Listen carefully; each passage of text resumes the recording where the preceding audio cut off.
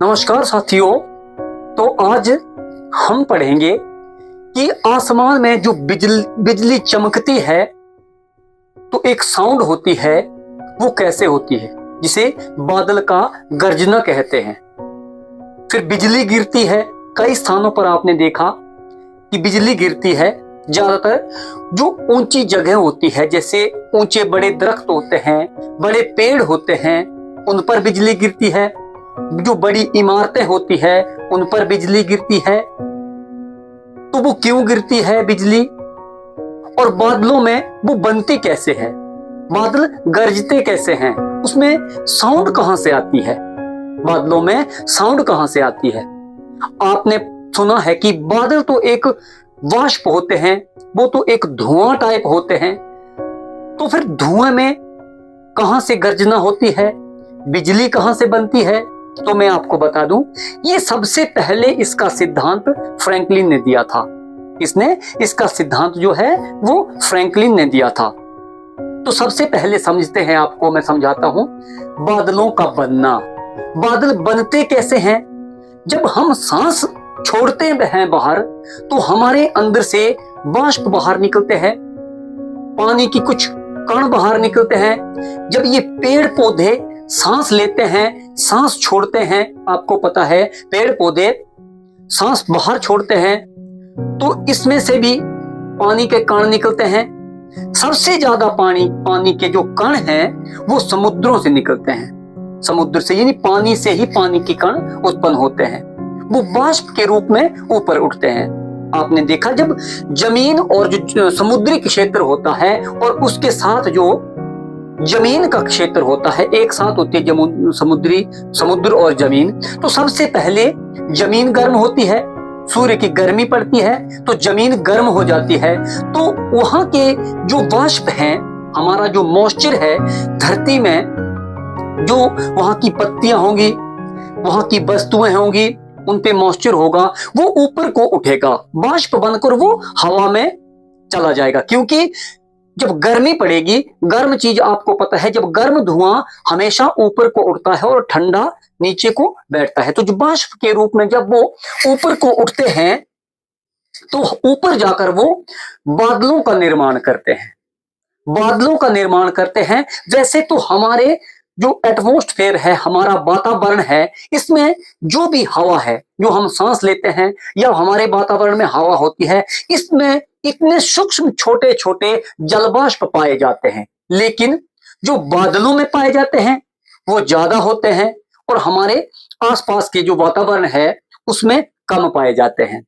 जब ये ज्यादा बन जाते हैं तो ऊपर उठकर ये बादलों का निर्माण करते हैं। तो बादलों का बनना कैसे, ऊपर जाके बादल बन जाते हैं। बादल बन गया, फिर वो गति करता है बादल।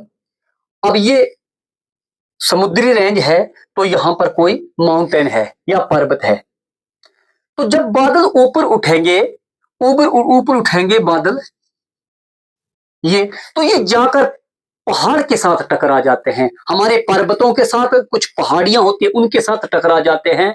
तो उन पर एक प्रेशर क्रिएट होता है, इस पर एक प्रेशर क्रिएट होता है और ये ऊपर उड़ जाते हैं, वहां से भी ऊपर उठ जाते हैं। और इनके जो वाष्प होते हैं वो बूंदों के रूप में, वहां अगर ऊपर जाएंगे तो इनमें ठंडक बढ़ जाएगी, इसका जो टेम्परेचर है वो गिरना शुरू हो जाएगा। जैसे जैसे मैंने आपको पहले भी बताया है कि 165 मीटर की हाइट पर जाने पर 1 डिग्री टेम्परेचर गिर जाता है। जैसे ही ये ऊपर जाएंगे तो ये ठंडा हो जाएगा, बादल ठंडा हो जाएगा तो इसमें जो मॉइस्चर था वो बूंदों के रूप में परिवर्तित हो जाएगा। अगर ज्यादा हाइट पकड़ते हैं, हमारे कुशोभ मंडल तक चले जाते हैं, आपको पता है बादल हमारे कुशोभ मंडल तक रहते हैं, और वहां से ऊपर होता है समताप मंडल। ये धरती है हमारी, ये आ गया हमारा कुशोभ मंडल, ये आ गया समताप मंडल। जो कुशोभ मंडल होता है वहां पे -15 डिग्री टेम्परेचर रहता है, और जो हमारा समताप मंडल होता है वहां पर 60 डिग्री टेम्परेचर रहता है। जो हमारे एरोप्लेन है वो समताप मंडल पर उड़ते हैं, समताप मंडल पर हमारे एरोप्लेन उड़ते हैं। तो अगर आप एरोप्लेन में बैठे हैं तो जो बारिश होती है वो नीचे होती है, एरोप्लेन में, जहां एरोप्लेन उड़ता है, जहां उसकी रेंज होती है, वहां पर कोई बारिश नहीं होती है, लेकिन वहां का जो टेम्परेचर है वो -60 होता है। बादल कैसे बनते हैं उसके बारे में आपको ये जानकारी देने के लिए मैं आपको बता रहा हूं। तो जब बादल ऊपर उड़ जाते हैं तो जो उसके मॉइस्चर होता है वो बर्फ के रूप में तब्दील हो जाता है, बर्फ बन जाती है और वो भारी होने के कारण नीचे गिर जाता है।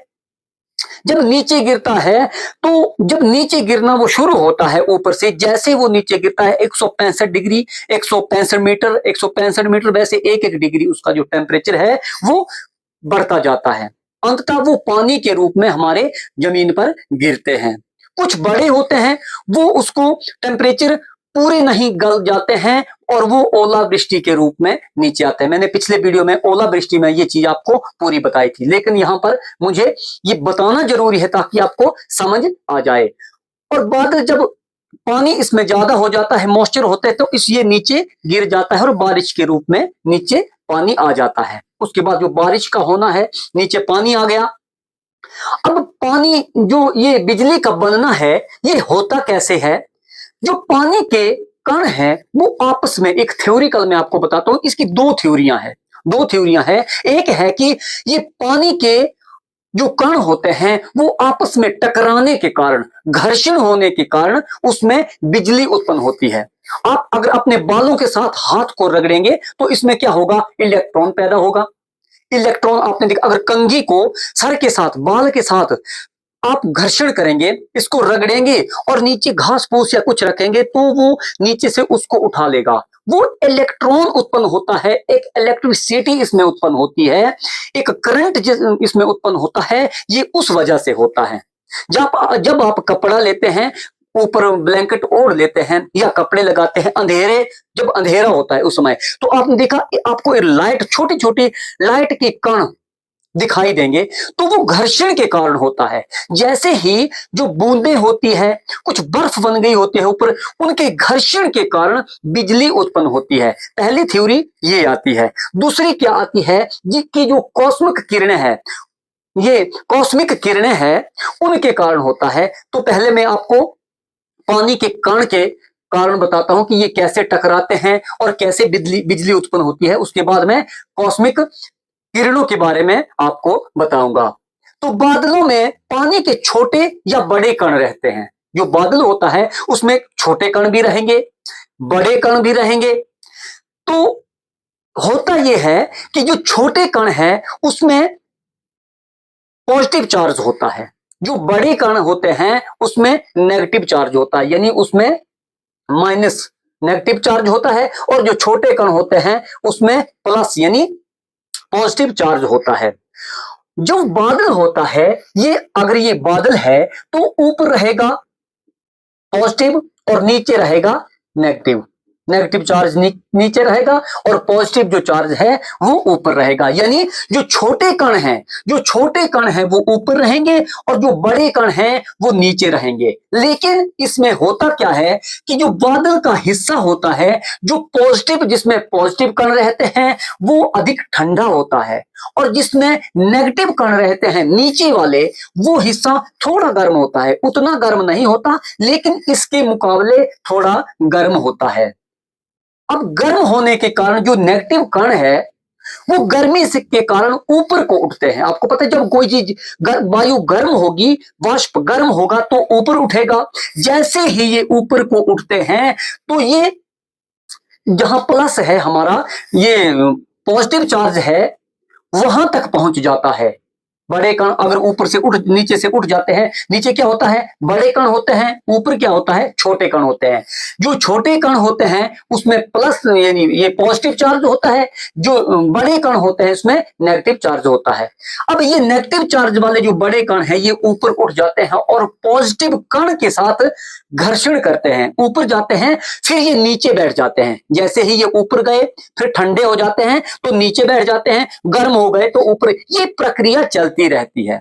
जब ये प्रक्रिया चलती है तो इनमें क्या होता है कि ऊपर नीचे होने के कारण इस बादल में एक इलेक्ट्रिक फील्ड तैयार हो जाती है। क्या होता है? इलेक्ट्रिक फील्ड तैयार हो जाती है। इलेक्ट्रिक फील्ड के कारण इसमें बिजली उत्पन्न होती है। अब इलेक्ट्रिक फील्ड तैयार हो गई तो इलेक्ट्रिक स्टैटिक जिसको बोलते हैं इलेक्ट्रोस्टैटिक डिस्चार्ज, इलेक्ट्रोस्टैटिक डिस्चार्ज उत्पन्न हो जाता है और इसी के कारण बिजली उत्पन्न होती है। हमें नजर आता है कि बिजली उत्पन्न हो जाती है। जो हमारे आमतौर पर ट्रांसफार्मर होते हैं उसमें कितना होता है, 220, यही होता है हमारा 220 240 वोल्टेज करंट होता है इसमें, यही होता है। तो जो बादल होते हैं, जब बादलों में ये बिजली बनती है तो इसमें लगभग 2 लाख से भी ज्यादा, लगभग 2 लाख मान के चलो, 2 लाख वोल्ट की बिजली इसमें होती है। अब हमारे जो आमतौर पर बिजली यूज की जाती है उसके मुकाबले में जो बादलों में बिजली बनती है वो कितना गुना ज्यादा हो सकती है, कहां 220 और कहां 2 लाख। तो इतनी बिजली बिजली जो है वो उत्पन्न होती है, इतना करंट उत्पन्न होता है। लेकिन जो वायुयान गुजरते हैं तो वो बादलों के ऊपर से गुजरते हैं। अब जैसे ही लैंड करेगा या टेक ऑफ करेगा तो उस समय तो नीचे आना पड़ेगा, उसको क्षोभ मंडल में आना पड़ेगा, बादलों के नीचे आना पड़ेगा, लेकिन उस पर भी असर नहीं होता है। एरोप्लेन, आपने सुना कि बिजली के कारण कोई एरोप्लेन क्रैश हो गया, वो होता क्यों नहीं है कि उसमें भी इलेक्ट्रिसिटी तो गुजरती है, इलेक्ट्रिसिटी उसमें गुजरती है, लेकिन वो बाहर से ही गुजर के निकल जाती है, बाहर से ही निकल जाती है, क्योंकि जो हमारे इलेक्ट्रॉन होते हैं वो इस बिजली को अट्रैक्ट करते हैं। इलेक्ट्रॉन इलेक्ट्रॉन को अट्रैक्ट करता है। जो बड़े पेड़ होते हैं, आपने देखा जो बड़े पेड़ होते हैं उस पर बिजली ज्यादा पड़ती है।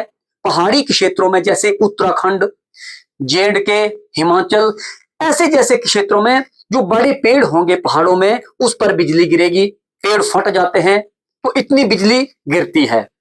तो वो तो उस पर ऐसे गिरती है कि उनमें जो पत्तियां होती है, पत्तियों पर बारिश पड़ती है, बारिश में पानी रहता है और पानी के जब वो हवा के कारण, जो पेड़ होते हैं हवा के कारण हिलते डुलते रहते हैं, तो उसमें सबसे ज्यादा पत्तियों के टकराने के कारण सबसे ज्यादा इलेक्ट्रॉन पैदा हो जाते हैं। जब इलेक्ट्रॉन पैदा हो जाते हैं तो इलेक्ट्रॉन जो है वो इलेक्ट्रिक फील्ड होती है बादलों में, उसको भी अट्रैक्ट करता है, उसको अट्रैक्ट करता हो तो बिजली उसी पे गिरती है। जब बिजली गिरती है तो ट्रांसफार्मर में फ्यूज चले जाते हैं, ट्रांसफार्मर जल जाते हैं। तो यही कारण है, क्योंकि ट्रांसफार्मर में तो पहले से ही इलेक्ट्रिसिटी होती है, उसमें कॉपर लगा होता है, इलेक्ट्रिसिटी पहले मौजूद होती है, तो वो इलेक्ट्रिसिटी को अट्रैक्ट करती है अपनी ओर। इसी के कारण जो ट्रांसफार्मर होते हैं वो जल जाते हैं, यही कारण है कि ट्रांसफार्मर जल जाते हैं। और ये मैंने आपको बताया, जब ये पॉजिटिव चार्ज जो ऊपर जाता है और नेगेटिव चार्ज और पॉजिटिव चार्ज के घर्षण के कारण बिजली उत्पन्न होती है, बिजली क्या होती है, उत्पन्न हो जाती है। और ये अब 3 प्रकार से होता है, मैं आपको बता दूं 3 प्रकार से होता है। एक होता है इंटरक्लाउड लाइटिंग, एक इंटरक्लाउड लाइटिंग होती है, ये एक बादल में बनती है। जब कोई एक बादल है तो ये इसमें बनती है। आपने देखा जब कोई बादल होता है तो दूर से बिजली दिखाई देती है आप लोगों को, तो एक होता है इंटरक्लाउड लाइटिंग, ये एक बादल में होती है। और ये मैंने आपको बताया जब माइनस और जो प्लस मिल जाते हैं पॉजिटिव और नेगेटिव चार्ज के घर्षण के कारण, बूंदों के घर छोटे, नॉर्मल भाषा में समझो आप, छोटी और बड़ी बूंदों के घर्षण के कारण। अब आप किसी चीज को घर्षण करेंगे, अब बादल होता कितना है, 5-5 10-10 100-100 किलोमीटर का बड़ा बादल होता है। तो जब वो घर्षण होगा उसमें इनके जो नेगेटिव और पॉजिटिव चार्ज होंगे वो घर्षण होगा तो कितनी बड़ी ऊर्जा पैदा होगी।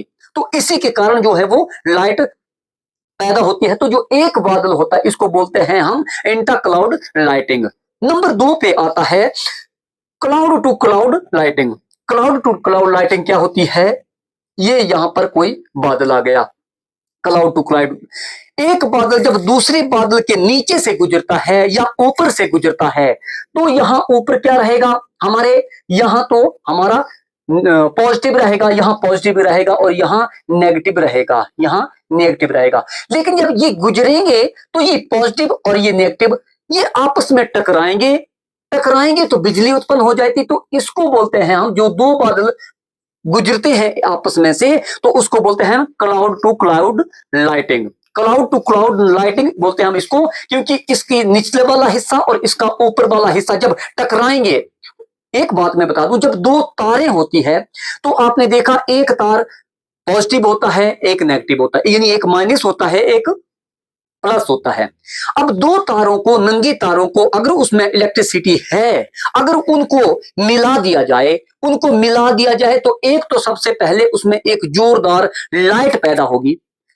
जोरदार लाइट पैदा होने के कारण उसमें क्या होगा, एक साउंड पैदा होती है। कैसे होती है, देखो साउंड पैदा होती है। तो जो प्लस और माइनस जब मिल जाते हैं तो साउंड पैदा होती है और उसमें इलेक्ट्रिसिटी पैदा होती है। बल्ब में भी ऐसा ही होता है। जब बल्ब में लाइट जाती है, अंदर लाइट जाती है, तो बाहर से तो दो जाते हैं और अंदर जाकर उसके में जो छड़ लगी होती है, उसमें जो छड़ लगी होती है, तो उसमें जाकर वो जलने लगता है। वो जलने लगता है, उसमें एक करंट पैदा हो जाता है और वो एक लाइट देने लगता है, रोशनी पैदा हो जाती है। अब रोशनी पैदा होती है तो यहाँ की है जो खत्म हो जाती है, और बल्ब की खत्म क्यों नहीं होती।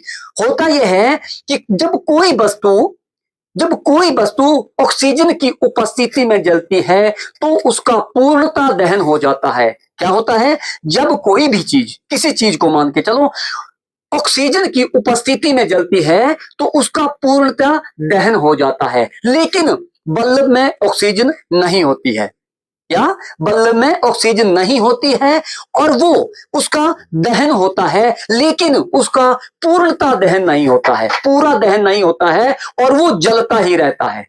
दहन करने की कोशिश करता है, मैं इसको जलाऊं, इलेक्ट्रिसिटी उसमें गुजरती है, मैं इसको खत्म करूंगी, मैं इसको खत्म करूंगी, लेकिन वहां पर तो ऑक्सीजन होती ही नहीं है। अब ऑक्सीजन नहीं है तो पूर्णता दहन कहां से आ गया, पूर्णतः दहन नहीं होगा और बल्ब जो है वो लगातार हमें रोशनी देता रहता है। यही कारण है कि बल्ब हमें रोशनी देता रहता है। तो ये जो बोलते हैं क्लाउड टू क्लाउड लाइटिंग, दो बादलों के घर्षण के कारण जो बिजली उत्पन्न होती है वो होता है क्लाउड टू क्लाउड लाइटिंग। फिर उसके बाद आता है क्लाउड टू ग्राउंड लाइटिंग। क्या होता है क्लाउड टू ग्राउंड, ये जमीन आ गई, ये जमीन है और ये बादल है, बादल से जमीन, क्लाउड टू ग्राउंड लाइटिंग। इससे क्या होता है, इसी के कारण बिजली गिरती है। बिजली गिरती है, मैंने आपको बता दिया कि बादलों में पॉजिटिव और नेगेटिव चार्ज होते हैं और जमीन में जो पानी होता है, अब ऐसा तो है नहीं कि बारिश है ही नहीं और बिजली गिर गई, सीधे धड़ाम से नीचे गिर गई, ऐसा तो नहीं होता है। जब बारिश होगी उसी समय बिजली गिरती है। अब पानी रहेगा, वातावरण में पानी रहेगा, मैंने बताया जब बड़े पेड़ होते हैं या इमारतें होती है या किसी चीज पे गिरती है तो वो वहां पर इलेक्ट्रॉन पैदा होते हैं और वो बिजली को अट्रैक्ट करता है, दूसरे इलेक्ट्रॉन को अट्रैक्ट करता है। इसमें भी इलेक्ट्रॉनिक फील्ड होती है, तो ये उसको अट्रैक्ट करता है अपनी ओर। इसी के कारण जो है वो बिजली गिरती है। किसी नीचे बिजली गिर जाती है, किसी वस्तु पे गिर जाती है, जमीन पे गिर जाती है, पानी पे गिर जाती है, पेड़ पे गिर जाती है। पीपल के पेड़ पे सबसे ज्यादा बिजली गिरती है क्योंकि उसमें पत्ते होते हैं, बड़े बड़े पत्ते होते हैं। बारिश में जब वो हिलेंगे ढुलेंगे तो उसमें इलेक्ट्रॉन पैदा होगा और वो अट्रैक्ट करेगा ऊपर की बिजली को, ऊपर की बिजली को अट्रैक्ट करेगा, तो इसी कारण से बिजली गिरती है। आई होप आपको समझ आ गया होगा। तो अगर नहीं आया है तो आप वीडियो थोड़ा पीछे स्किप करके फिर देख सकते हैं। और हमारा चैनल आपने अभी तक सब्सक्राइब नहीं किया है जिन लोगों ने, तो आप हमारे चैनल को सब्सक्राइब कीजिए ताकि अगली जानकारी आपको सीधा पहुंच सके। उसके बाद आते हैं, हमने पहले बताया मैंने, जो पानी के कणों के टकराने के कारण जो लाइट पैदा होती है, बिजली पैदा होती है, उसकी बात। नंबर 2 पे आते हैं। नंबर 2 है हमारा कॉस्मिक किरणों। ये कॉस्मिक किरणों के कारण होता है। अब ये होता क्या है, जो बाहरी ब्रह्मांड है, हमारा बाहरी ब्रह्मांड है, उसमें ये कॉस्मिक किरणें होती है। इनको किरणें ना बोलकर कण बोल सकते हैं, किरणें ना बोलकर कण बोल सकते हैं। जब कोई स्टार या कोई धूमकेतु या कोई अन्य क्षुद्र ग्रह आपस में टकराते हैं तो इनके कारण ये छोटे छोटे कण जो है ये हमारे वातावरण, हमारी धरती की ओर आते हैं। हमारी धरती जो है वो गुरुत्वाकर्षण के कारण इनको हम अपनी ओर खींचती है, और ये लगातार ही हमारी धरती की ओर आते रहते हैं। लगातार ही क्या होता है, ये हमारी धरती की ओर आते रहते हैं। और ये फिर होता क्या है, ये अवशेष जो बादल होते हैं, तो बादलों में मैंने आपको बताया कि प्लस और माइनस होता है, ये भी अवशेषित होते हैं, तगड़े होते हैं, इनमें भी पावर होती है। तो ये जो बादल होते हैं, आवेशित बादलों के कणों के बीच में मिलकर ये कण जो होते हैं, कॉस्मिक कण, ये मिल जाते हैं और एक आवाज उत्पन्न करते हैं। क्या करते हैं, एक आवाज उत्पन्न होती है, जोर की आवाज उत्पन्न होती है। इसके कारण बड़ी तेज आवाज उत्पन्न होती है, इसको कॉस्मिक किरणों के कारण होता है। और ये जो सिद्धांत है, ये सिद्धांत अमेरिका के एक वैज्ञानिक थे, अमेरिका के वैज्ञानिक थे विक्टर प्रिंसेस हैज। कौन थे, विक्टर प्रिंसेस हैज। और 1936 में फिजिक्स के लिए इनको नोबेल पुरस्कार भी दिया गया था। कब, 1936 में इनको फिजिक्स के लिए नोबेल पुरस्कार से सम्मानित किया गया था। इन्होंने ये सिद्धांत दिया था कि हमारे जो ब्रह्मांड है, ब्रह्मांड से अंदर की ओर कॉस्मिक किरणें आती है, या कण, किरणों ना बोलकर कण बोल सकते हैं, तो कण आते हैं, वो हमारे आवेशित बादलों के साथ टकराते हैं, और वहां पर इलेक्ट्रिक सेटेटिव डिस्चार्ज हो जाता है और बड़े जोर की आवाज निकलती है, जिसे बादलों का गर्जना कहते हैं। बड़े जोर की आवाज निकलती है और इसे बादलों का गर्जना कहते हैं। अब जो ध्वनि की स्पीड होती है वो 343 पर सेकंड की होती है। कितनी होती है, 343 किलोमीटर पर सेकंड की रफ्तार से ध्वनि जो है वो गति करती है। कई बार अब बादलों को आपने देखा है कि हमारे जब नजदीक बादल गरजता है तो बहुत जोर की आवाज सुनाई देती है, लेकिन पहले लाइट आती है, पहले चमक आती है, उसके बाद हमें साउंड सुनाई देती है। जब चमक आती है तो आदमी कई अपने कान बंद कर लेते हैं कि अब आवाज पहुंचेगी। तो एक साथ बात, ये आवाज और जो चमक होती है, जो लाइट होती है, वो क्यों नहीं पहुंचती है, क्योंकि जो लाइट की स्पीड होती है वो बहुत ज्यादा होती है। लाइट की स्पीड जो है वो बहुत ज्यादा होती है और ध्वनि की स्पीड कम होती है। इसी कारण पहले हमें जो चमक होगी बादलों की वो सुनाई देगी और बाद में फिर आवाज सुनाई देगी। तो यही कारण है हमें जो आवाज बाद में सुनाई देती है। और कितना बताया, 343 किलोमीटर पर सेकंड की रफ्तार से आवाज जो है, ध्वनि जो है वो गति करती है। कई बार आपने देखा दूर पहाड़ी पे या दूर क्षेत्र में बादल जो है वो चमक रहा है, लेकिन उसकी जो गर्जना है, जो ध्वनि है, वो हमारे कानों तक नहीं पहुंच रही है। कारण ये है कि जो ध्वनि है, जो हमारे बादल गरजते हैं, 25 किलोमीटर के एरिया तक जो बादल गरजते हैं, उसकी ध्वनि हमें साफ साफ सुनाई देती है। जो नजदीक गरजते हैं उसकी ध्वनि तो साफ साफ सुनाई देती है, लेकिन हम 25 किलोमीटर तक अपनी ध्वनि जो है वो सुन लेते हैं बादलों की। उसके बाद जैसे 100 किलोमीटर की बात करें, दूर की बात करें, 100 किलोमीटर, वहां पे बादल गरजेगा लेकिन हमें लाइट ही दिखाई देगी, वहां की जो ध्वनि होगी वो हमें दिखाई नहीं देगी। कारण ये है कि 25 किलोमीटर के बाद होता है वो ध्वनि हमें नहीं सुनाई देती है, क्योंकि जब ध्वनि की जो तरंगे हैं वो हम तक पहुंचते पहुंचते हमारे वातावरण में छिटक जाती है, वो हमारे कानों तक नहीं पहुंच पाती है। यही कारण है कि हमें सिर्फ दिखाई देता है दूर का बादल और हमें सुनाई नहीं देता है। तो ये था बादलों का गर्जना। और जो बड़े पेड़ होते हैं उन पर गिरती है बिजली, गाड़ी चली होती है तो गाड़ी पर भी बिजली नहीं गिरती है। सुना है आपने किसी गाड़ी पे बिजली गिरी और सब लोग मर गए? तो अगर बारिश लगी है तो गाड़ी से बाहर भी मत निकलना, ग्रुप में नहीं बैठना चाहिए, किसी पेड़ के नीचे भी नहीं बैठना चाहिए। अगर बिजली चमक रही है, बारिश लगी है, तो पेड़ का आप सहारा लेते हैं तो उस पेड़ पर इलेक्ट्रॉन पैदा हो जाते हैं उनके पत्तों में। अगर उस पर बिजली गिरती है तो आदमी को भी खतरा हो सकता है। समुद्र में जब बोट पे होते हैं, नाव में होते हैं, तो पानी भी अट्रैक्ट करता है बिजली को, तो उस पर भी बिजली गिर सकती है। तो गाड़ी पर क्यों नहीं गिरती? क्योंकि जैसे मैं बताया कि एरोप्लेन ऊपर से गुजरता है, तो एरोप्लेन में भी इलेक्ट्रिसिटी तो गुजरती है, लेकिन उनको महसूस नहीं होती है। तो यही कारण है कि बिजली कैसे गिरती है। मैंने बताया आपको बिजली कैसे गिरती है, साउंड कैसे होती है, इनके कारण क्या होते हैं। तो अब अगली वीडियो में मिलेंगे, तब तक के लिए जय हिंद।